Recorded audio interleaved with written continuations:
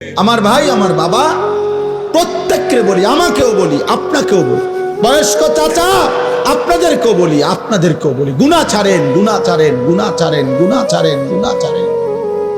এই দাদা, চাচা, গুনাহ আগুন, গুনাহ। চা দোকানের আড্ডা বন্ধ করেন, নাটক সিনেমা দেখা বন্ধ করেন, টেলিভিশনের নর্তকী দেখা বন্ধ করেন, কথায় কথায় গালিগালাজ করা বন্ধ করেন, সুদের টাকা বন্ধ করেন, আব্বা কিস্তি লওয়া বন্ধ করেন। এই বুড়া মিয়া জাহান্নামে যাবেন, জাহান্নামে, জাহান্নামে। কিস্তি আপনারে জাহান্নামে নেবে, সুদ আপনারে জাহান্নামে নেবে, বিড়ি আপনারে জাহান্নামে নেবে, চা দোকানের টেলিভিশনের আড্ডা, নর্তকীর নাচ দেখা আপনারে নর্তকী নাচতে নাচতে জাহান্নামে ফেলবে, জাহান্নামে। ওয়া ইন্নাল ফুজুরা ইয়াহদি ইলান নার। আল্লাহর নবী বলেন, প্রতিটা পাপ তোমাদেরকে জাহান্নামের দিকে নিয়ে যাবে, আগুনের দিকে। কিসের দিকে বলেন না? কোরআন শরীফে আছে, আল্লাহ তাআলা কোরআনুল কারীমের একটা সূরার মধ্যে 11 বার একটা কথা বলছেন, ওয়াইলুন ইয়াউমাইযিল লিল মুকাদ্দিবিন। আল্লাহ বলছেন, প্রত্যেক মিথ্যাবাদী, নাফরমান, পাপী, মনে রেখো সেদিন আখিরাতে মিথ্যাবাদী, পাপী, নাফরমানদের জন্য রয়েছে জাহান্নাম। এই কথাটা এক সূরাতে আল্লাহ 11 বার বলার পর কথা শেষ করছে, শেষ কথাটা আল্লাহ তাআলা বলছে, ফাবিআইয়ি হাদিসিন বাদাহু ইউমিনুন। আমার বান্দা বলো তো, আমি আল্লাহ এরপরে আর কেমনে বললে, কি বললে তুমি বিশ্বাস করবে? আল্লাহ নিজে বলছে, ফাবিআইয়ি হাদিস, এরপরে আমি কি বলতাম, এরপরে বান্দা আমি আর কিভাবে বলতাম? আমি আল্লাহ জাহান্নামের এত বিস্তারিত বর্ণনা কোরআনে দিলাম, জান্নাতের এত বিস্তারিত বর্ণনা কোরআনে দিলাম, আখিরাতের এত বর্ণনা কোরআনে দিলাম, কিয়ামতের এত কথা কোরআনে বললাম, পূর্ববর্তী বহু জাতি ব্যক্তির ঘটনা বলি আমি কোরআনে বর্ণনা করলাম, যে আমার অনুগত হলে কি হয়, আমার অবাধ্য হলে কি হয়। ফেরাউনের কথাও আমি কোরআনে উল্লেখ করছি, ইউসুফ আলাইহিস সালামের কথাও আমি কোরআনে উল্লেখ করছি। আনুগত্যের পুরস্কার কি, আমার অবাধ্যতার পরিণতি কি। সেই নূহ আলাইহিস সালামের কওম থেকে আমি আল্লাহ যুগে যুগে কত জাতি, কত ব্যক্তিকে আমার নাফরমানির কারণে ধ্বংস করে দিছি, কত জাতি, কত ব্যক্তিকে আমার আনুগত্যের কারণে সম্মানিত করেছি।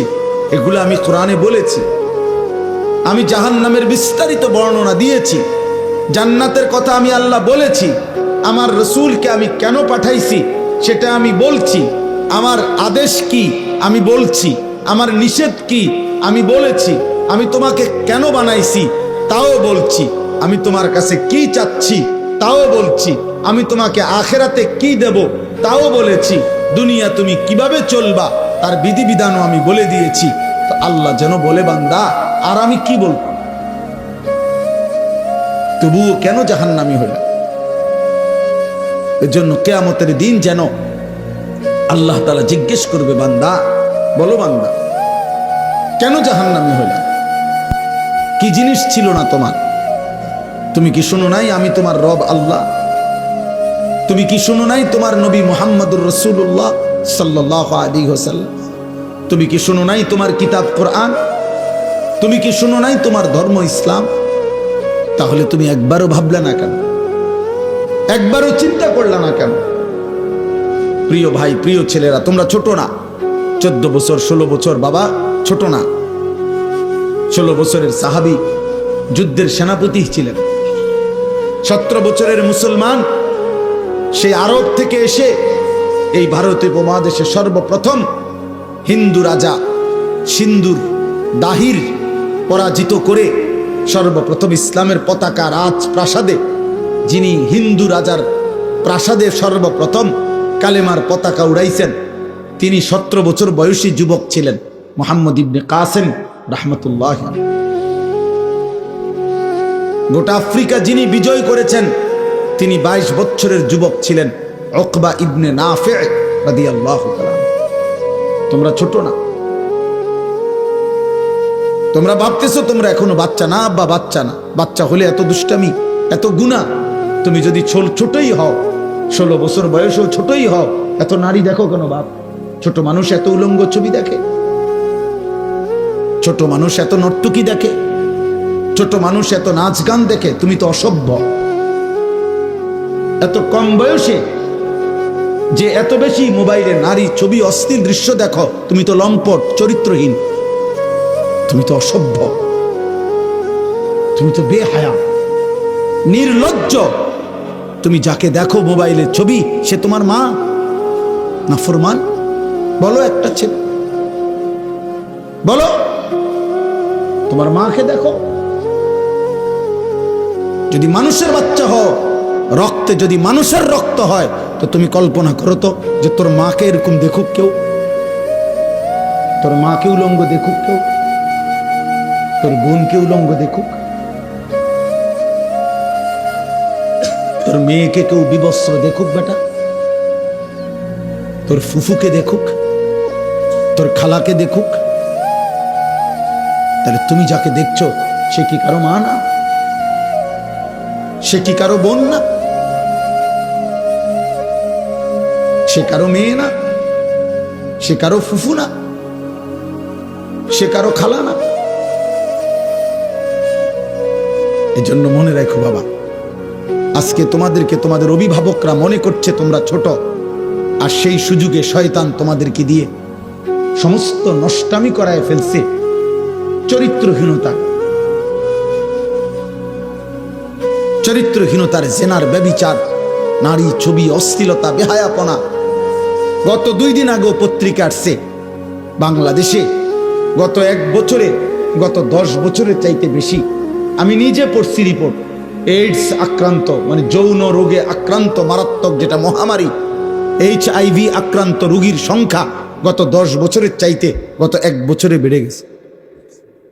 এবং উনি লিখছেন যে এর একটি বড় অংশ, রিপোর্টার লিখছেন, বিভিন্ন হসপিটালের জরিপ হিসাব করছেন, এই হসপিটালে চিকিৎসাধীন কয়জন, এর মধ্যে উনি লিখছেন বড় অংশ কিশোর, যুবক না, কিশোর। কিশোর মানে সর্বোচ্চ 13, 14, 15 বছরের ছেলেদেরকে বলে, যারা এই পরিমাণ অসভ্যতা করছে যে পৌঁছে গেছে এখন মহামারীতে, এইডসে আক্রান্ত। এজন্য দোস্ত, একদিন ঘুম ভাঙবে, একদিন তুমি জাগবে। পৃথিবী তোমার অপেক্ষায় বসে থাকবে না। তোমার দাদা তোমার সাথে মরবে না, তোমার আগে মরে যাবে। তোমার আব্বা তোমার সাথে মরবে না। ওই যে দেখেন, ওই বেয়াদব দেখেন, ওই 2 বেয়াদব চুরি করে, মানে এত এমন গাদ্দার, যে গাদ্দারের কথা হইল আমি শুনবো না, তোমার মতো হুজুর না, তোমার আব্বা বললো আমি শুনবো, আমি ছবি উঠাবো। আরে বেয়াদব, উঠে গেলে ভালো, এত রাত হয়েছে ঘুমায় যাও বাবা, অথবা গিয়ে বাইরে অন্য ছবি দেখো।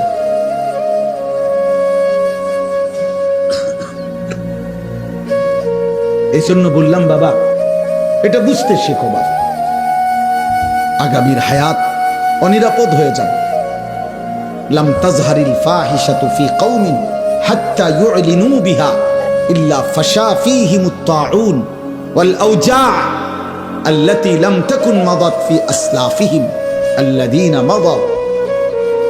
নবী সাল্লাল্লাহু আলাইহি ওয়াসাল্লাম বলেন, কোন সম্প্রদায়ের মধ্যে যদি জিনা, ব্যভিচার, নারী পুরুষ ছেলে মেয়ের অবাধ মেলামেশা বেড়ে যায়, খোদার কসম নবী বলছেন, এটা যদি একদম খোলামেলা হয়ে যায়, ব্যাপক হয়ে যায়, আল্লাহর নবী বলেন নিশ্চিত সেই সমাজে মহামারী আসবে, তাউন, এবং এমন রোগ ব্যাধি আসবে যা তোমাদের পূর্ববর্তীদের মধ্যে ছিল না। প্রিয় ভাই, তোমাকে তো বাঁচতে হবে। আমি যে চিৎকার করি দোস্ত, আরে ছেলে তুমি তো বাঁচতে হবে আব্বা, তুমি যদি এমন হইতো যে বিপদে পড়বো আমার পাপের কারণে, আমার দাদা, কারণ আমি তো মরে যাবো আগে, দাদা মরবো পরে, না রে আব্বা তুমি পড়বা বিপদ। আগামীর সমাজে নিরাপদ সম্পর্ক হাদিসে আছে, কোন সমাজের মধ্যে ছেলে মেয়েরা যদি অবাধ এই নারী ছবি, অশ্লীলতা, বেহায়াপনা, উলঙ্গতা তোমাদের সবার পছন্দ হয়, তাহলে আগামী সমাজে তুমি নিরাপদ সম্পর্ক, নিরাপদ ফ্যামিলি, আগামী সময়ে তোমরা নিরাপদ বোন, নিরাপদ মেয়ে, নিরাপদ ইজ্জত, সতীত্ব খুঁজে পাবা।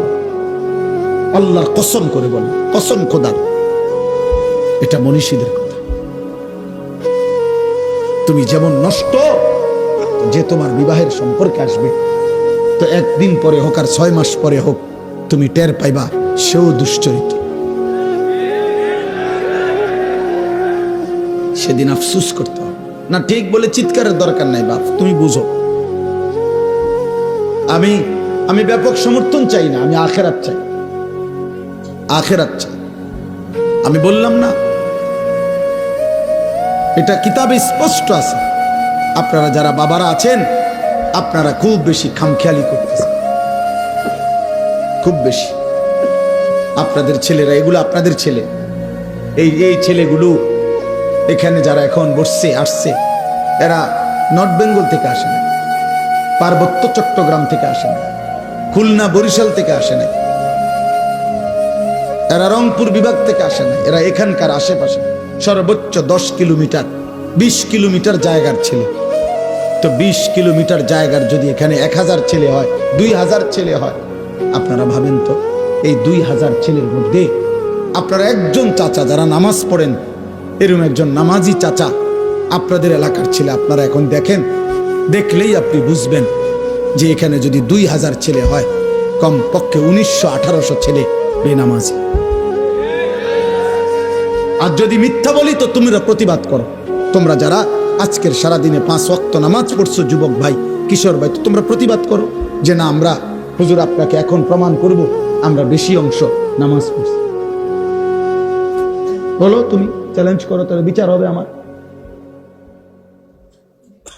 তাহলে আমার বিচার হবে। তোমরা যা বিচার করো আমি তা মাইনা নেব। হ্যাঁ, আমার ভিডিও হবে, বিচার তোমরা জানাই দিবা যে আমরা হুজুরকে অপমানিত করে দিছি ভুল ইনফরমেশনের কারণে। তাহলে একটি 92 থেকে 95% সংখ্যাগরিষ্ঠ মুসলিম দেশে, যেখানে চারিদিকে মসজিদ মাদ্রাসা, প্রতি ওয়াক্তের নামাজের আজান মাইকে হয়, হিন্দুস্তানের এমন অসংখ্য প্রদেশে, ইন্ডিয়ার মুসলমানের ওইখানের হিসাবে সংখ্যালঘু যদিও, আমাদের এখানের হিসাবে বেশি। বোঝেন নাই কথা? ইন্ডিয়ার মোট জনসংখ্যার কারণে হলো মুসলমান কম, কিন্তু আমাদের বাংলাদেশের সব মিলানোর চাইতে যে পরিমাণ, তার চাইতে ইন্ডিয়ায় মুসলমান বেশি। আমি নিজে ইন্ডিয়ায় তো ছিলাম 8 দিন 2022 সালে, আরো একবার গেছি 2018 সালে চিকিৎসার জন্য।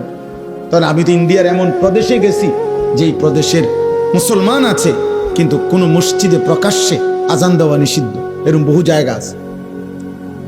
কোথাও কোথাও আবার অনুমতি আছে অল্প কিছু জায়গা। তাইলে বলার উদ্দেশ্য হলো ভাইয়া, যেখানে চারিদিকে মসজিদের মিনারায় আজান হয়, প্রতি ওয়াক্ত নামাজ যদি আমরা কল্পনা করি, কমপক্ষে আমাদের এক একজন ব্যক্তি যেখানেই থাকি আশেপাশের না হয়তো খেয়াল করলে 10টা মসজিদের আজান এতটা কাছাকাছি যে শুনবার কথা। তাহলে প্রতি মসজিদে যদি 4টা করে মাইকের হরন থাকে, তাহলে 10টা মসজিদে 40টা হরন একসাথে আজান দিছে। তুই নাফরমানের কলিজার মধ্যে, তুই এত বড় নিকৃষ্ট পাষাণ বেয়াদব, এত বড় বেয়াদব, তুই বেয়াদবের কলিজার ভিতরে এতগুলো হরনের মাইকের আজান, 100টা কলিজাটা কিন্তু নাড়াইতে পারে না। কত বড় নিকৃষ্ট বেয়াদব! বেনামাজির চাইতে বেয়াদব পৃথিবীতে কেউ নেই। কত বড় নিকৃষ্ট! হায়, তোর মা তোকে শেখায় নাই কোনোদিন? আহা, নাফরমান ছেলে, তোমার মা কোনোদিন বলে নাই তুমি মুসলমান? তোমার বাবা কোনোদিন বলে নাই? তোমার ছোটবেলার মক্তবের হুজুর তোমারে কোনোদিন বলে নাই যে মুসলমানের উপরে 5 ওয়াক্ত নামাজ ফরজ? তো 16 বছর বয়সে এভাবে ভুলে গেলা, 18 বছর বয়সে এভাবে ভুলে গেলা। তো মাত্র এত কম বয়সে যদি আল্লাহকে এভাবে ভুলে যাও, 24 ঘন্টার মধ্যে একটা সেজদাও দিলা না যেই নাফরমান ছিল, তো আল্লাহকে যদি এভাবে বিদায় দাও, আরে নাফরমান, আগামী 60 বছর তোর যদি হায়াত হয় আর এভাবে বেনামাজি জিন্দেগি চলে, তো আগামীতে তুই দাজ্জাল হবি, দাজ্জাল। তুই তো হবি দাজ্জাল।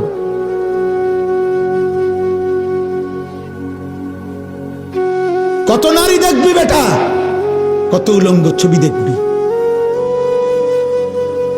একদিন কোমরের ক্ষমতা আর লজ্জাস্থানের ক্ষমতা নষ্ট হয়ে, যৌবনের সক্ষমতা নষ্ট হয়ে, তখন পথে পথে ঘুরবা আর রাতের আধারে একাকী কাঁদবা, আর ঘর আর সংসার জাহান্নামের টুকরা হয়ে ধাউ ধাউ আগুন জ্বলবে।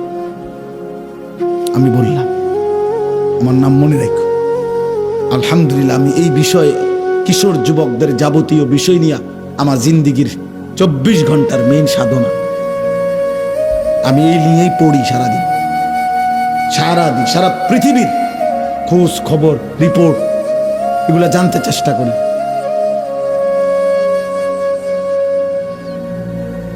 ওইখানে লিখছে, ওই কথাটা শেষ করছিলাম না, এই রিপোর্টে বলছে এরপরে, তাহলে বললাম যে বেশি অংশ কিশোর। এরপরে আরো আশ্চর্য জঘন্য কথা লিখছে যে এইডস আক্রান্ত যে রোগী এই মুহূর্তে বাংলাদেশে, তাদের মধ্যে বড় অংশ, বৃহৎ অংশ সমকামী। খোদার কসম, মানে ছেলে ছেলে অপকর্ম করে।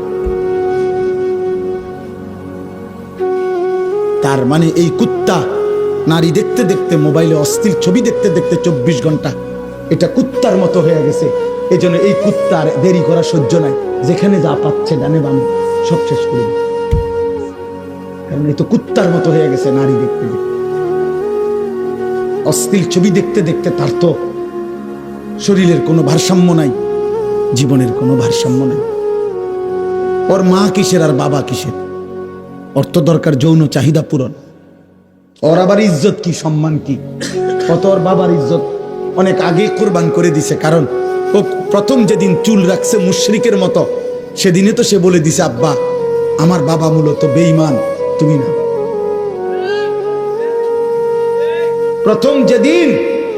প্রথম যেদিন 5 ওয়াক্ত নামাজ একদিন পুরা ছেড়ে দিছে, সেদিনে যাই না ফরমান তার মাকে বলে দিছে, মা আমি মুসলমানের সন্তান না, মা আমি তোমাকে ত্যাগ করলাম। না তো মুসলমানের বাচ্চা কেমনে বেনামাজি হয়? মুসলমানের রক্তে কেমনে এক বেলা নামাজ না পড়ে একটা সেজদাও দিবে না? এত বড় জানোয়ার মুসলমানের ঘরে নলে ঘুমায় কেমনে? বলো মিয়া, এটা মেনে নেই কেমনে? এই কলিজায় মানি কেমনে?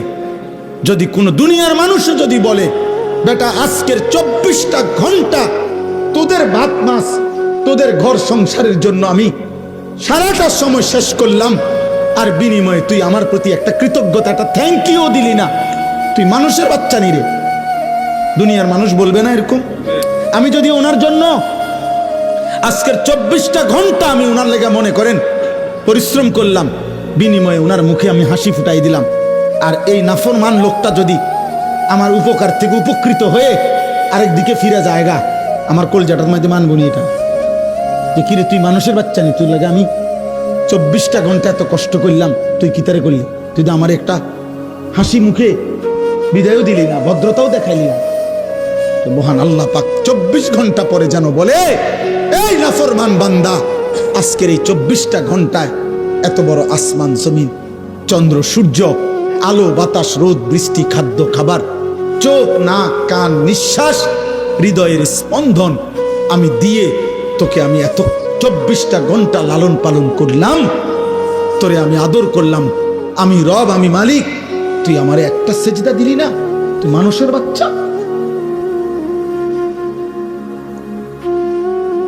এজন্য যদি মুসলমান মায়ের ঘরে জন্ম নাও, তো এখন আর রাতে গিয়ে ঘুমায়ও না, আজকের রাতে সেজদা দাও।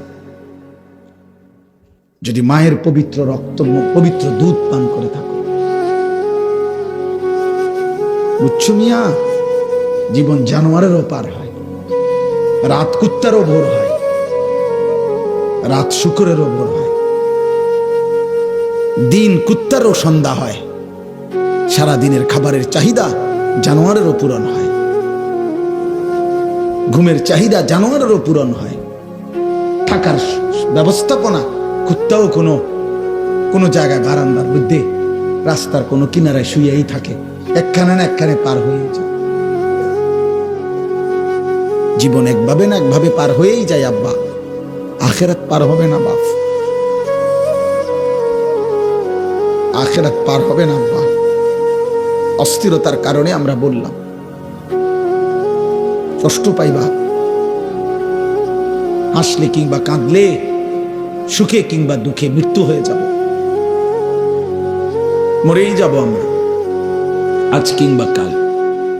নাম ঘোষণা হবেই, মাইকে এলান হবেই, আজ সে মরলো, আগামীকাল আমি মরলাম, এমন কি? আমরা কিতাবে পড়ছি, এক বুজুর্গ এক আল্লাহর ওলির একজন মুরিদের সাথে নিয়ে উনি দাঁড়ায়া ছিলেন রাস্তার পাশে। তো এই সময় একটা লাশের খাটিয়া নিয়া ওইখান দিয়া মানুষ যাচ্ছিল। তো ওনার মুরিদ ওনার পিসা হুজুরের সামনে বলতেছিল, ওই আল্লাহওয়ালার সামনে, যে ইন্না লিল্লাহি ওয়া ইন্না ইলাইহি রাজিউন, আহারে কার জানি লাশ, আহারে কার জানি জানাজা, সে বলছিল আর কি। তখন আমরা কিতাবে পড়ছি, ওই বুজুর্গ সাথে সাথে চোখের পানি ফেলে দিয়ে বলছে, হয় তোমার লাশ নয় আমার লাশ। মানে এটা ভাবো, আজ হয়তো তার লাশ, আগামী দিন আমার লাশ, তারপর দিন তোমার লাশ, সিরিয়াল আসবে, নাম ঘোষণা হবেই, আজ না হয় কাল।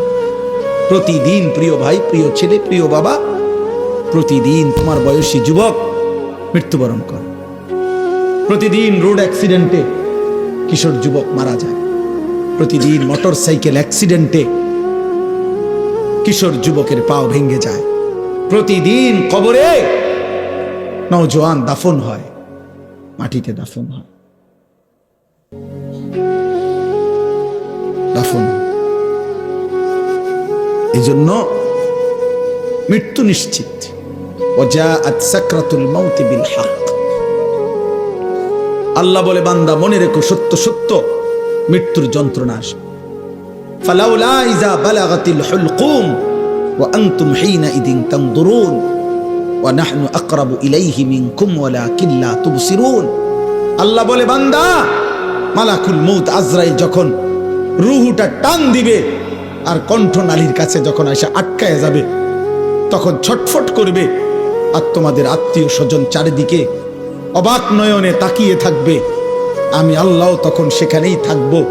যদি কারো ক্ষমতা থাকে তো তোমাদের ওই মুমূর্ষ মৃত্যু পথযাত্রী ব্যক্তিকে তোমরা নিয়ে নাও, আমি আল্লাহ তাকে এখন মৃত্যু দেব, তোমরা পারলে রেখে দাও।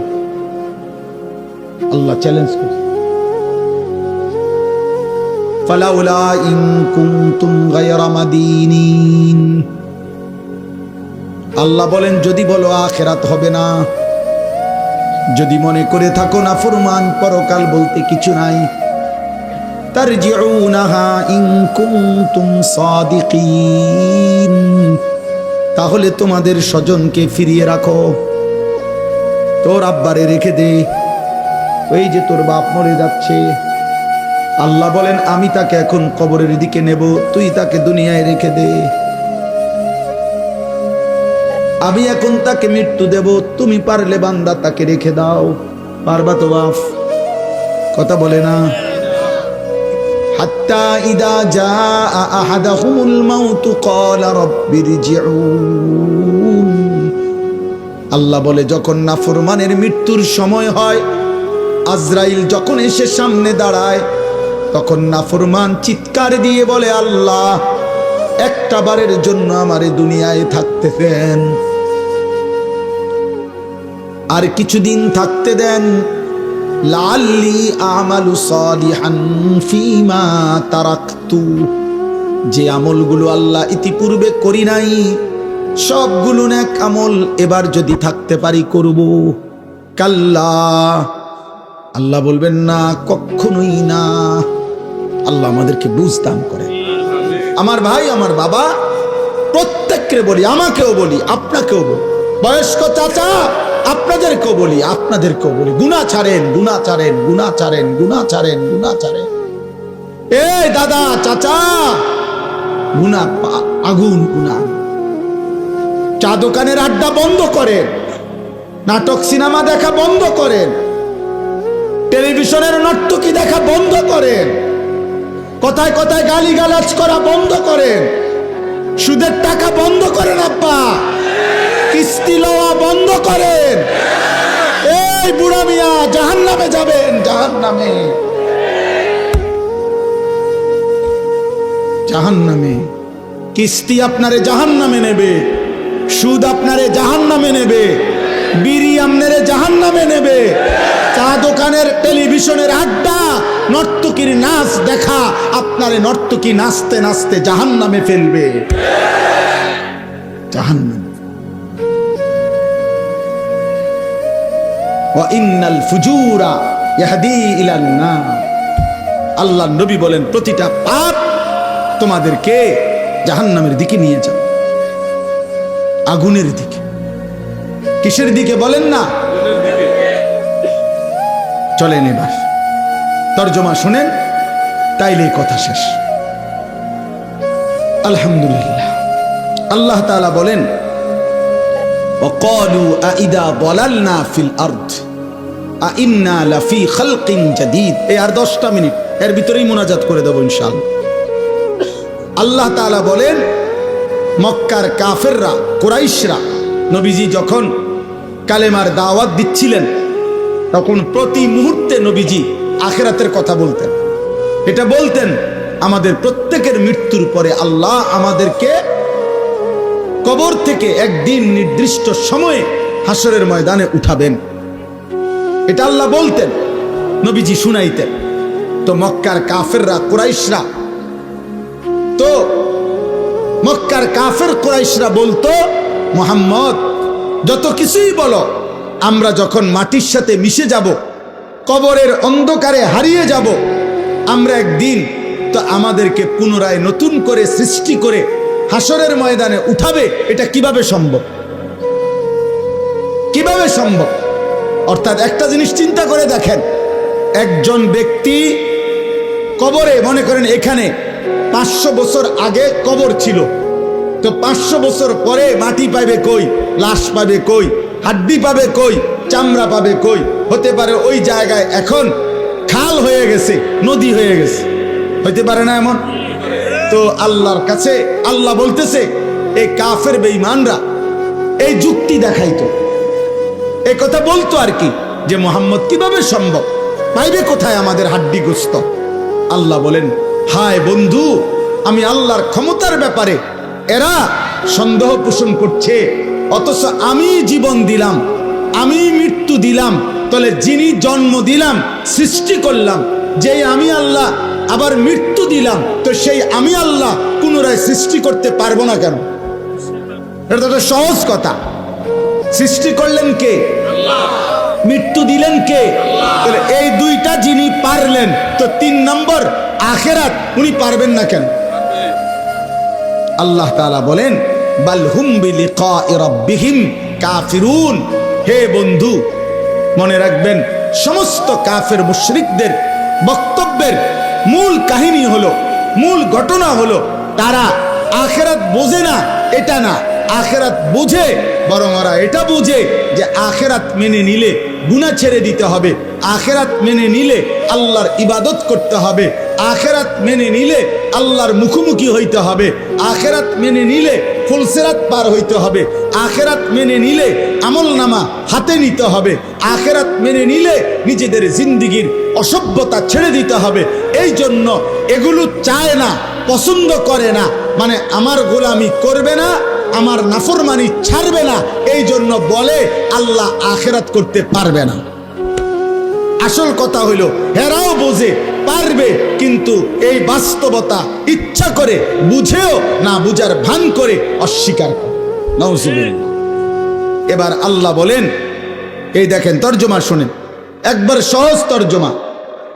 আল্লাহ তাআলা বলেন, কুল, হে নবী আপনি বলে দেন, ইয়াতাওয়াফাকুম, আরে ভাই কথা বলো না, বাবা কথা বলো না, যারা দূরে যাচ্ছ যাও, কোনো সমস্যা নাই, কথা বলো না আব্বা।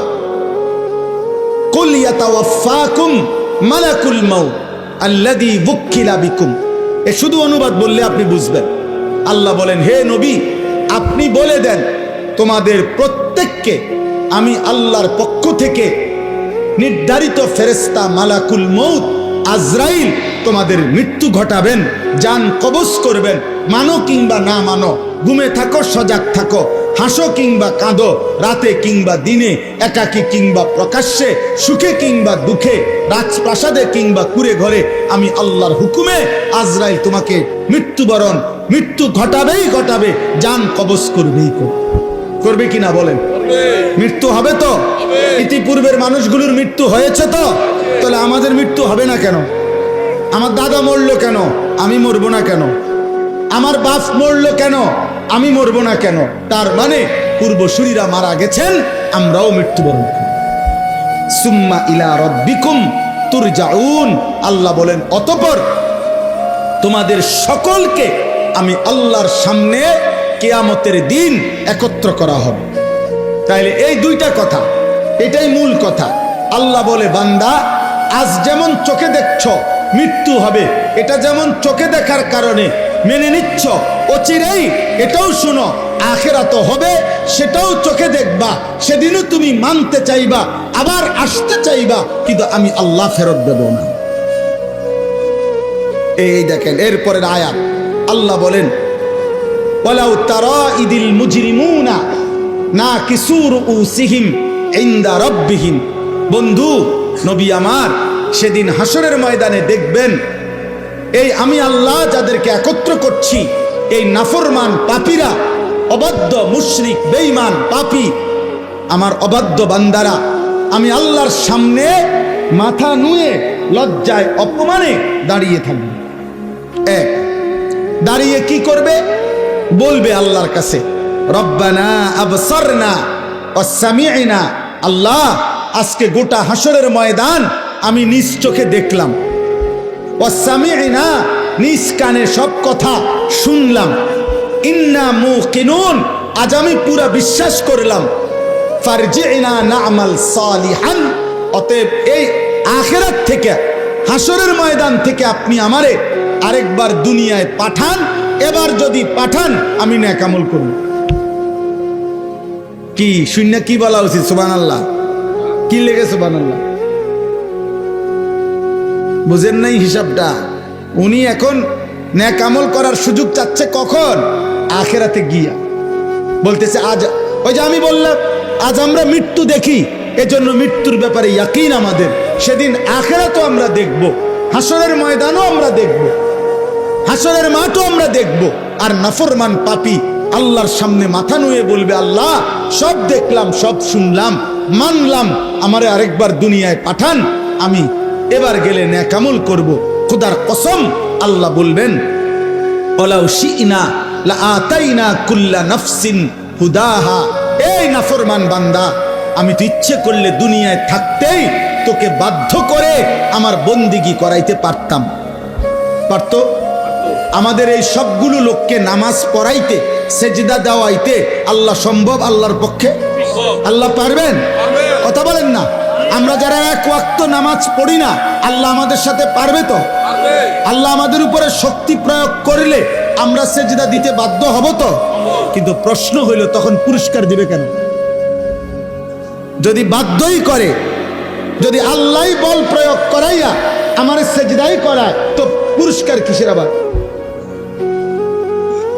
এইটা হলো মূল। আমি যদি এখন এই লাইটটাকে বলি, হে লাইট, এ আজকের মাহফিলে তুমি 6 ঘন্টা ধরে নীরবে সুন্দরভাবে জ্বলে থাকার কারণে তোমাকে 100 টাকা গিফট করলাম, তো লাইট কি বলবে? জি না, না আমার কৃতিত্ব কি? এটা সুইচওয়ালার হাতে সব। ওই বন্ধ করে দিলে আমি বন্ধ, ওই জ্বালায় রাখলে আমি জ্বালাইয়া রাখে, তো এখানে আমার ক্রেডিট কি? আমার কীর্তন পুরস্কার দিবে? পৃথিবীর কেউ এই জন্য লাইটকে পুরস্কার দিবে না। তাইলে আল্লাহ যদি আমাদেরকে জবরদস্তি করে বাধ্য করাইয়া বন্দিগি করায়, আজকে যারা যারা আমরা নামাজ পড়ি নাই, মনে করেন ভাই আমরা ঘুমের সময় যদি ফেরেশতা একটা থাপ্পড় মারে, একটা চটকনা ঠানা চটকনা মারে, যে কোট একটা সেজদা দে, এক থাপ্পড়ে তো তার 14 গোষ্ঠী আর কোনোদিন নামাজ ছাড়বে না। ফেরেশতার শক্তি তো অসম্ভব। এই জন্য বললাম, তা আল্লাহ বলেন আমি চাইলে তো পারতাম বান্দা, জোর করে তো তোমারে বন্দিগি করাইতে পারতাম, কিন্তু তখন আমি পুরস্কার দেব কেন? তখন আমি পুরস্কার দেব কেন? এই জন্য আল্লাহ বলেন আমি তো সেদিন দুনিয়ায় কোরআনের মাধ্যমে, নবী রাসূলের মাধ্যমে, আমার ওয়াহির মাধ্যমে, কত লক্ষ উলামায়ে কেরামের মাধ্যমে, কত ওয়াজ, কত মাহফিল, কত জুমার বয়ান, কত চোখের পানির বিনিময়ে আমি তোমার কাছে কথা পৌঁছাইছিলাম যে বান্দা, আমারে না দেখে, আখিরাত না দেখে তুমি আজকে দুনিয়ায় আমার গোলামি করো, বন্দিগি করো। আজকে আখিরাতে আমি ইচ্ছে করেছিলাম, চেয়েছিলাম তুমি দুনিয়ায় আমারে সেজদা করবা, আজ আমি আখিরাতে নিজ হাতে তোমার হাতে পুরস্কার তুলে দেব। কিন্তু তুমি আমার কথার কদর করলা না, তুমি আমার কথা পাত্তা দিলা না। ওয়ালাকিন হাক্কাল কাউলু মিন্নি লাআমলাআন্না জাহান্নামা মিনাল জিন্নাতি ওয়ান নাসি আজমাইন। অতএব হে নাফরমান, আজ আমার চূড়ান্ত ফয়সালা, আমি আল্লাহ তোমার মতো নিকৃষ্ট নাফরমান বেঈমান মানুষ এবং জিন দিয়ে আমার জাহান্নাম পূর্ণ করব, পূর্ণ করব।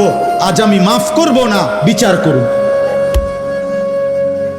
সেদিন আমি দুনিয়ায় মাফ করতে চেয়েছিলাম, আল্লাহ এখন আমাদেরকে মাফ করবে এ কথা বলছি কিনা? কথা বলেন না কেন? এ আজকেও মনে করো তোমরা যতগুলো ছেলে, যে কয়জন এখনো আসো, তোমরাও যদি খোদার কসম আল্লাহর উপরে ঈমান ঠিক রেখে শিরিক মুক্ত হয়ে যদি তোমরা তোমাদের পিছনের জিন্দেগির গুনাহ, বেনামাজি জীবন, গুনার জীবন থেকে তওবা করে এক ফোঁটা চোখের পানি ফেলতে পারো, খোদার কসম আল্লাহ বলে আমি তোমার 90 বছরের গুনাহ একসাথে মাফ করে দেব। আসমান পরিমাণ গুনাহ মাফ করে দেব, পাহাড় পরিমাণ গুনাহ মাফ করে দেব, সমুদ্রের ফেনা পরিমাণ গুনাহ মাফ করে দেব। তো আল্লাহ তো এখন মাফ করতে রাজি কিনা? বলে না? আমরা আপনাদেরকে বলছি কিনা? কোরআন বলছে কিনা? নবীজি শুনাইছে কিনা? তো এত কিছুই আপনাদের কলজা লড়াইতে পারলো না।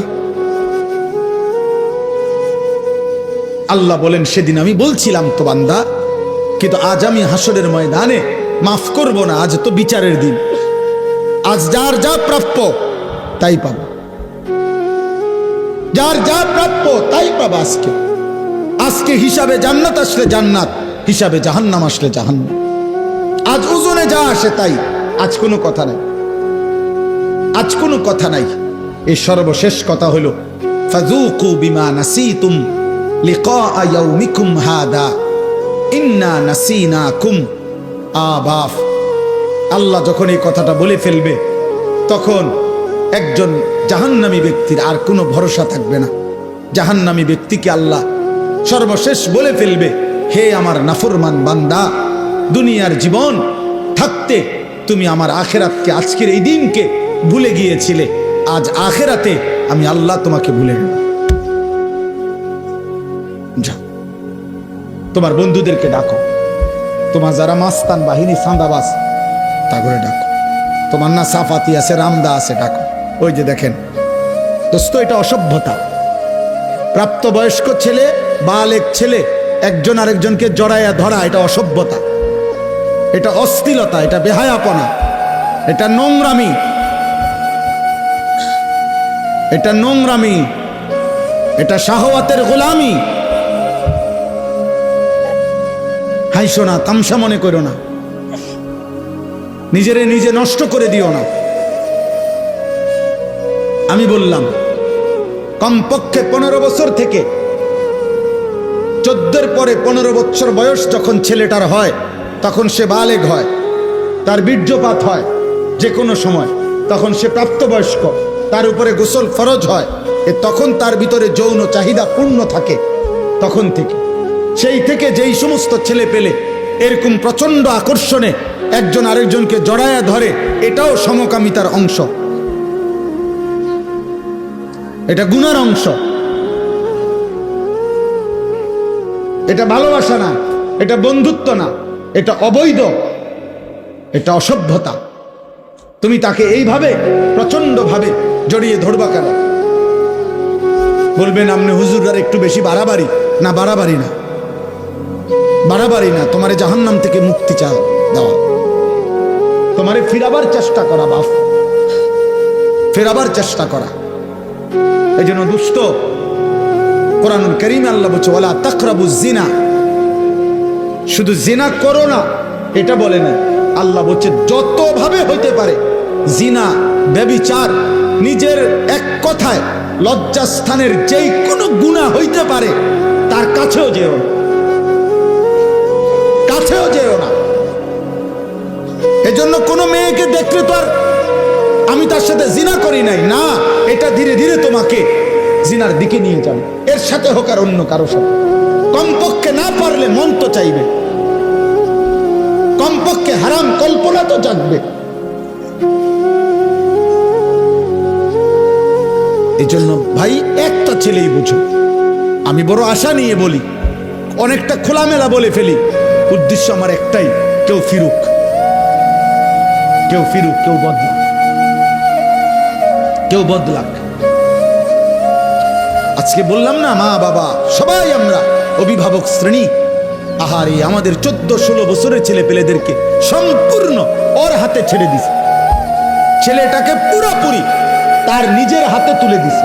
বাবা, তোমার চুল, তোমার পোশাক, তোমার কোন জামা ভাল লাগে, কোন গেঞ্জি ভাল লাগে, কোন প্যান্ট ভাল লাগে, তুমি খাইবা কি, কাকে পছন্দ করবা, কোন বন্ধুদের সাথে চলবা, বিকালে আড্ডা দিবা কোথায়, রাতে আড্ডা দিবা কোথায়, সব কিছু তোমার পছন্দ। তো your wish your life, your life your wish, তোমার জীবন তোমার পছন্দ, যার সাথে মন চায়, যা মন চায় তুমি নষ্ট হইয়া পচ্চা গইল্লা যাও। টাকা লাগলে আব্বার কাছ থেকে নিও, ভাত লাগলে তোমার মার কাছ থেকে গিয়ে খাই, শেষ। পেটে বুক লাগলে মায়ের রান্না করে রাখছে, আইসো ভাত খাইয়া যাইও। টাকা লাগলে তুমি সত্য বললা পারো, মিথ্যা বললা পারো, আমি আব্বার থেকে টাকা নিয়ে যাও, খালাস। এবার তোমার জীবন তুমি গড়ো। না না, এই পৃথিবীর ইতিহাসে সৃষ্টির প্রথম থেকে নিয়ে আজ পর্যন্ত মানুষের জীবন গঠনে তার উপরে কারো তত্ত্বাবধান থাকতে হয়, কেউ তাকে ধরে রাখতে হয়, কেউ তাকে টেনে ধরতে হয়, মন্দ পথ থেকে ফিরাইতে হয়, উত্তম পথে চালনা করতে হয়, নাইলে হয় না। নিজে নিজে মানুষ হয় না, নিজে নিজে জানোয়ার হয়, নিজে নিজে জানোয়ার। এই জন্য গাভীর বাচ্চা, গাভী বাছুর, আপনার দুই বাজারে গাভীর বাছুর হওয়ার 1 মাস পরেই 2 মাস পরে গাভী বেচালা, কোনো অসুবিধা নাই। বাছুর ইডে এমনি আমনের এক দৌড়াবে মরে 1 মাস খাইয়া এটা বাচ্চা যাবে, কারণ এর কোনো তরবিয়তের কিছু নাই, এর কোনো আখলাক গঠন, চরিত্র গঠন, জীবন গঠনের কোনো বিষয় নাই। কিন্তু মানুষের বাচ্চা আর গাভীর বাচ্চা এক না। মানুষের বাচ্চা কারো তত্ত্বাবধানে থাকতে হয়, বাবা খেয়াল রাখতে হয়, মা খেয়াল রাখতে হয়, অভিভাবক খেয়াল রাখতে হয়। আমি ঘরের বারান্দায় বসছি, আমার মা আমার ডাক দিয়ে ভিতরে নিয়ে আসছে, আব্বা ভিতরে আইয়া বইও। আমি বলছি মা কি হইছে? মা বলছে ফুত, ওই বাসার কাজের মেয়ে তোর দিকে তাকায় ছিল, মা দেখছি, এই জন্য তোর ডাইকা নিয়ে আসছে। আমার পুরা জীবনে আমি একটা টুপি, লাল 4টা ফুলওয়ালা, একবার একটা টুপি করছিলাম, আমার আব্বা আমার টুপি খোলায় ফেলছে। বলছে না আব্বা ঠিক আছে, আমি জীবনে কোনোদিন বাবা সাদা টুপি ছাড়া অন্য টুপি পরি নাই, তুইও পরিস না, না জায়েজ না। রঙিন টুপি কি নয়, হারাম বলতেছি না, কিন্তু বাবার একটা কি কথা, খুলে ফেলছে। আমি জীবনে একবার শুধু একটা পাঞ্জাবি, আপনার এই বুতামের কাছে এমব্রয়ডারি করা এদিক দিয়া রেডিমেড একটা পাঞ্জাবি কিনছিলাম। আমার বড় ভাই প্রথম যে বেলা পড়ছি, বড় ভাই দেখেই আমার গায়ের থেকে ধৈর্য, গায়ে পড়া অবস্থায় টান দিয়ে ছিঁড়া টুকরে টুকরে করে ফেলা হয়েছে। কেউ ধরে রাখতে হয় বাপ, কেউ ধরে রাখতে। আজ তোমাদেরকে ছেড়ে দিছে বাবা, যে আব্বা ধর, তোর 12,000 টাকার মোবাইলের কাছে তোকে তুলে দিলাম, তোর 16,000 টাকার মোবাইলের হাতে তুলে দিলাম, তোর জীবন তোর হাতে। যার কারণে বদনসিব সন্তান আর কোনোভাবেই আল্লাহও চেনে না, আখেরাতও চেনে না, ডানও চেনে না, বামও চেনে না, কর্তব্যও চেনে না, করণীয়ও বুঝে না, কি খায় কি করে কার মতো চুল রাখে বলতেও পারতো না। বাস্তবতা এটা, মানে তার তো কোনো অভিভাবক নাই। কে তার চুল ঠিক করে দিবে? কে তার চেহারা ঠিক করে দিবে? কে তাকে বুঝায় দিবে যে দাড়ি লম্বা করো? কে তাকে বুঝায় দিবে মুছ ছোট করো? কে তাকে বুঝায় দিবে টয়লেট পেপার ব্যবহার করো? আমি তো আলহামদুলিল্লাহ আমার 9 বছরের বাচ্চাকেও এখনো বলি, আব্বু টয়লেট পেপার নিছো কিনা? ওরে বারবার মনে করাই দিছি। ফজরের নামাজে আলহামদুলিল্লাহ এমনি বুঝাচ্ছি, দাঁড়ায় থাকি তো ছেলে আমার উঠলে বাপ্পু তজু করে তো মসজিদের জামাতে যাইতে চেষ্টা করি। এটা আমার জিম্মাদারি। আপনাদেরকে কিছু বলা, এটা যদি আমার দায়িত্ব হয়, আমার সন্তানকে ঈমান আমল শিখানো, আমার বিবির ঈমান আমলের দিকে নজর রাখা, আমার মেয়ের ঈমান আমলের দিকে নজর রাখা, খোদার কসম এটা আমার আপনাদের চাইতে বেশি দায়িত্ব। আপনাদেরকে বলা এটার চাইতে ওইটা আমার কি বেশি দায়িত্ব। অতএব শেষ কথা এটাই, আযুকু আযাবাল খুলদি বিমা কুনতুম তা'মালুন। আল্লাহ বলে, বান্দা সেদিন তুমি আমাকে ভুলে গেছিলে, আজ আখিরাতে আমি তোমাকে ভুলে গেলাম। অতএব অনন্তকালের জন্য আযাবাল খুলদ, খুলদ মানে অনন্তকাল, অনন্তকালের জন্য তুমি তোমার মন্দ কর্ম নাফরমানির বদলায় জাহান্নামের আযাব ভোগ করতে থাকো। যা নাফর, আজ তোকে আমি চিনি না, যা এবার তোর কোন বাপ থাকলে তুই বল গিয়া তোর বাপের সুপারিশ করতে, যা তোকে জাহান্নাম থেকে বাঁচা। আল্লাহ যদি কারো জাহান্নামের ফয়সালা দেয় একে ফিরাবে কে? নবী তো সুপারিশ করবে, নবী ফয়সালা দেবে না। আপনি না বুঝলে আবার জিগায়েন বালা হুজুরে, বুঝের হুজুরে জিজ্ঞাসা করে, বুঝমান আলেমকে। নবী সাল্লাল্লাহু আলাইহি সাল্লাম সুপারিশ করবে।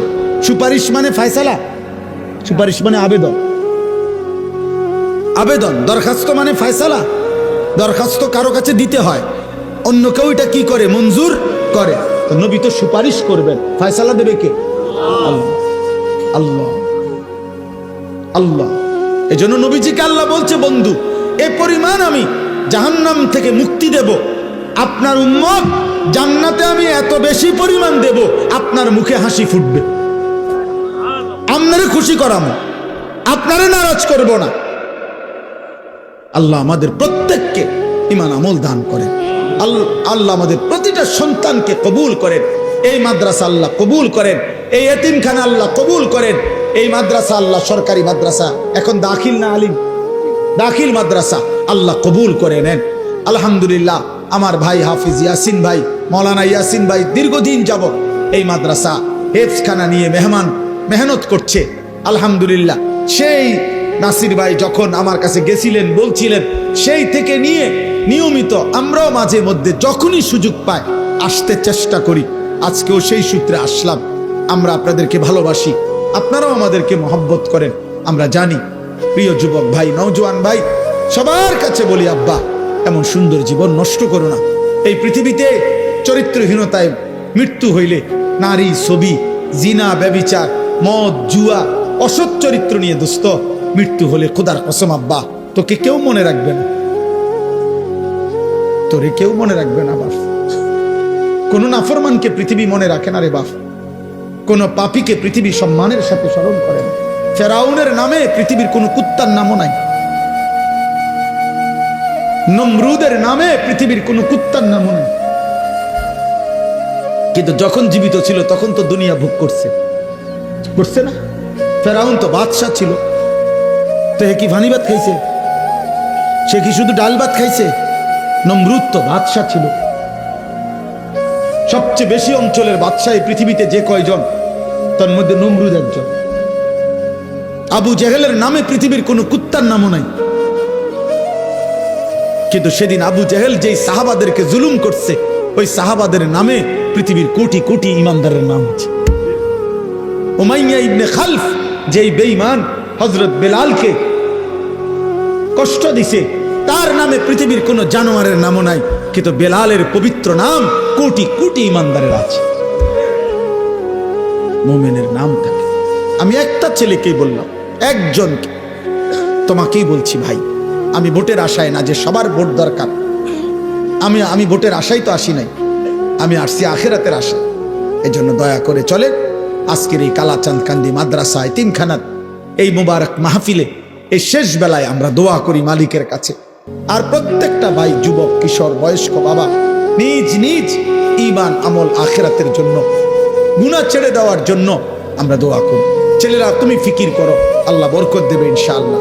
প্রতিদিন আমি আশার খবর বলি, প্রতিদিন এই গুনার রাজ্যে, গুনার এই সয়লাবের মধ্যেও প্রতিদিন উল্লেখযোগ্য পরিমাণ ছেলে পেলে, কিশোর, যুবক, মুসলিম প্রত্যেক দিন আলহামদুলিল্লাহ বাংলার জমিনে গুনাহ আর অসভ্যতা ছেড়ে দিয়ে আল্লাহর পথে ফিরতেছে আলহামদুলিল্লাহ। এমন ছেলের খবর যদি তোমার দরকার হয় আমার সাথে যোগাযোগ করো, আমি শোনাবো ইনশাআল্লাহ। আমি নাম দেব, ঠিকানা দেব, তুমি দেখে আইসো। যে ছিল চরিত্রহীন সে এখন ইমানদার, যে মেয়ে ছাড়া নারী ছাড়া বুঝতো না সে এখন পাক্কা তাহাজ্জুদের রাত গভীরে চোখের পানি ফেলে সেজদা। মনে করো না 2-4 জন ফালতু লোকের কারণে, 2-4 জন চরিত্রহীনের কারণে পৃথিবী ইসলাম আটকায় যাবে না। আবার ইসলাম আছে, ইসলাম থাকবে, আল্লাহর দ্বীন থাকবে। আবু জেহেল সেদিন বিরোধিতা করছে, আবু জেহেল নাই, ইসলাম আছে। আবু লাহাব নাই, ইসলাম আছে, আছে না? এজন্য আমাদের কেউ যদি না মানি, এ কারণে ইসলাম ঠকবে না, দ্বীন ঠকবে না, আল্লাহর কোরআন ঠকবে না। কে ঠকবে? আমরা, আমি ঠকব। আল্লাহ আমাদেরকে মাফ করে দেন। আমার জন্য দোয়া করবেন, আমার মাদ্রাসার জন্য দোয়া করবেন। আমার যে ছোট্ট মাদ্রাসা কুমিল্লা ক্যান্টনমেন্ট ময়নামতি সাহেবের বাজার, প্রতি মাসের দ্বিতীয় শনিবার মাসিক ইসলাহি মাহফিল হয়। আগামী শনিবার 13ই ডিসেম্বর ইনশাআল্লাহ সকাল 10টা থেকে 12:30 পর্যন্ত মহিলাদের জন্য বয়ান হয়। আসর থেকে এশা পুরুষদের জন্য বয়ান হয়। ছেলেদেরও দাওয়াত দিলাম, বাবাদের কারো সুযোগ থাকলে যাওয়ার চেষ্টা করবেন। আমার একটা দোয়া চাই বিশেষভাবে।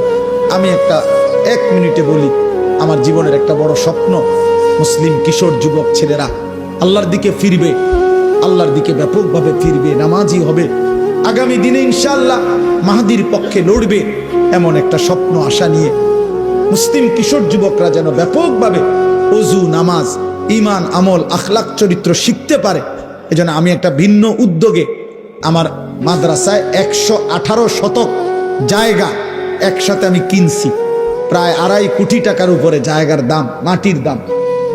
একটা উদ্দেশ্য, এই স্কুল, কলেজ, ইউনিভার্সিটি সহ সর্বস্তরের মুসলমান যেন বছরের যেই কোনো দিন, যার যেটুকু সময় আছে, এটুকু সময় যখনই আসবে কিছু না কিছু দিন শিখবে। ওযু, নামাজ, সূরা, কেরাত, দোয়া, কালাম, এরকম একটা আশা নিয়ে আমি একটা পূর্ণাঙ্গ বড় মাদ্রাসা করতে চাই। আমার স্লোগান, যে আসবে যখন দিন শিখবে তখন, যার সময় যতক্ষণ দিন শিখবে ততক্ষণ। শুক্রবার অনেকের ছুটি আছে, শনিবার অনেকের ছুটি আছে, কোনো পরীক্ষার বন্ধ আছে, সে ওযু শিখুক, নামাজ শিখুক। আলহামদুলিল্লাহ আমরা গত এই 1 বছরে আপনার 2 বার আমরা স্কুলের ছেলেদের জন্য আমাদের মাদ্রাসায় কোর্স করাইছি। এই পর্যন্ত প্রায় 450 ছেলে, না 350, 150, 500 ছেলে মোট এই পর্যন্ত আলহামদুলিল্লাহ 2 বারে আমাদের 30-32 জন ওস্তাদের কাছে 3 দিন লাগাতার থাইকা আমাদের মাদ্রাসা যখন বন্ধ দেয়, এই বন্ধের সময় আমরা 3 দিনের আয়োজন করি। এই বন্ধে আপনার আলহামদুলিল্লাহ ওযু, নামাজ, সূরা, কেরাত, 4টা সূরা, প্রয়োজন পরিমাণ কিছু সুন্নত আমল, ওযু, ইস্তেঞ্জা, টয়লেট, বাথরুম, ঢিলা, কুলুপ, পাক নাফাকের কিছু মাসআলা আমরা তাকে দিবারাত্রি প্রতিদিন 11 ঘন্টা করে কোর্সের মাধ্যমে 3 দিন লাগায়া শিখাইছি। আলহামদুলিল্লাহ, আলহামদুলিল্লাহ, আলহামদুলিল্লাহ।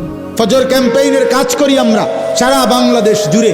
আমাদের একটা স্বপ্ন যে ফজরের নামাজে মুসল্লি বাড়বে, কিশোর যুবক ফজরের নামাজ পড়বে, এটার একটা ক্যাম্পেইন করি, মানে প্রচারণা করি। আলহামদুলিল্লাহ, যে একটা যুবক সিদ্ধান্ত নিবে যে সে নিজে ফজর পড়বে, আরো সাথীদেরকে একজনকে সে ফজরের নামাজের জন্য ডাকবে। আমার একটা উদ্দেশ্য হলো এই যে আমি এটা দেখলাম, কি নাম, সমাজের জাগ্রত নাগরিক স্বজন, এই যারাই আয়োজন করছেন, এটা আপনারা, আপনাদের কাছে আমার অনুরোধ, মানুষের কল্যাণ করতে হয় 2 ভাবে। এক হলো আর্থিক সেবামূলক কল্যাণ, আরেকটা হলো জীবন পরিবর্তন আখেরাতমূলক কল্যাণ। একটি মুসলিম সংগঠন যেই হোক যেখানে হোক, তাদের প্রথম দায়িত্ব হলো মুসলমানদের ঈমান আমল আখেরাতমুখী জীবন গঠনের কোনো না কোনো চেষ্টা করা। আর দ্বিতীয় দায়িত্ব হলো তাদেরকে সেবামূলক অসহায়, গরিব, এতিম, দুস্থ, বিপদগ্রস্ত, বন্যার্থ যেই কোনো ক্ষেত্রে তাদের পাশে দাঁড়ানো, আর্থিক সহযোগিতা করা, এটা একটা দায়িত্ব। আর জীবন পরিবর্তন একটা দায়িত্ব। এই জন্য এই ফজর ক্যাম্পেইনের কাজ আপনারা করতে পারেন। আলহামদুলিল্লাহ, যে একটা যুবক একজন যুবককে ডাকবে, তুমিও পড়বা, তুমি তোমার একজন বন্ধুকে ফজরের নামাজের জন্য উঠাইবা। এই তোমরা দুইজন হইলে তোমরা দুইজন আবার দুইজনকে বললে 4 জন হবে, 4 জন বললে 8 জন হবে, 8 জন বললে 16 জন হবে। এটা কোনো দল না, আগামী নির্বাচনে প্রার্থী হমু এমন কিছু না, শুধু আখিরাতের জন্য, নামাজের জন্য। এটা আমি অনুরোধ করলাম। আমার অনুরোধ, আমরা প্রত্যেকে আখিরাতমুখী ভালো কাজের সাথে অংশগ্রহণ করব ইনশাআল্লাহ। আমার ওই মাদ্রাসার এই বিশাল জায়গা, আলহামদুলিল্লাহ, এটার জন্য দোয়া করবেন। আর্থিকভাবে যদি কারো সুযোগ হয় সহযোগিতাও করবেন। এই 2.5 কোটি টাকার জায়গা, অনেক আল্লাহর বান্দা সারা বাংলাদেশ থেকে যে যেমনে যেটুকু দিচ্ছে, আমরা সুদ করতেছি। প্রায় 1.5 কোটি টাকা সুদ হয়েছে, আরো বাকি আছে অনেক টাকা। 4200 টাকা এক মুসল্লা পরিমাণ, নামাজের জায়নামাজ পরিমাণ জমির মূল্য। এই টাকাটা আমরা একটা কাগজের মাধ্যমে প্রচার করি। যদি কেউ দেয়, আমরা তাকে আমাদের মাদ্রাসার আজীবন উন্নয়ন সদস্য হিসেবে উনার নাম উঠাই। প্রতিটা দোয়ায় সাদকায়ে জারিয়ার সওয়াব হিসাবে উনি ইনশাআল্লাহ পাইতে থাকবে। কম বেশি আরও হইতে পারে। যে জন্য বললাম, আপনারা আমারে মহব্বত করে, আমিও আপনাদেরকে মহব্বত করি। আল্লাহ আপনাদের প্রত্যেককে ভালো কাজে, নেক কাজে অংশগ্রহণ করার তৌফিক দান করে।